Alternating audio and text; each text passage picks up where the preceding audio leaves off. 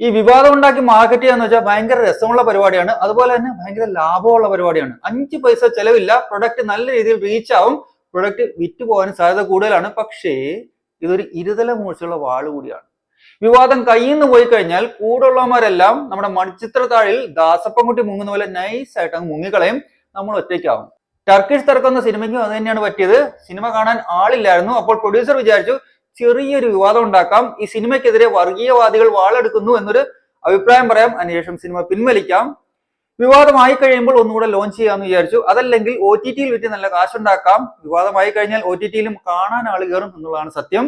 പക്ഷേ കയ്യിൽ നിന്ന് പോയി വിവാദം. ആൾക്കാർ ചോദിച്ചു വന്നു, ഏതവനാണ് നിങ്ങളെ ഭീഷണിപ്പെടുത്തിയത്, ഏത് സംഘടനയാണ് നിങ്ങളോട് ഈ സിനിമയ്ക്കെതിരെ പറഞ്ഞതെന്ന്. കക്ഷിക്ക് ഉത്തരമില്ലാതായപ്പോൾ വിവാദം തിരിഞ്ഞു കൊത്തിക്കഴിഞ്ഞപ്പോൾ ഈ സിനിമയിലെ നടന്മാരായ ലുക്മാനും സണ്ണിവെയിലും ഒക്കെ ഒരു പോസ്റ്റ് ഇട്ടു, ഞങ്ങൾക്കൊന്നും അറിയത്തില്ലേ രാമനാരായണ, ഇതെല്ലാം അങ്ങനെ ഒറ്റയ്ക്കൊപ്പിച്ച പണിയാണ്, ഇതിനെപ്പറ്റി ഞങ്ങൾക്ക് ഒന്നും അറിയില്ല.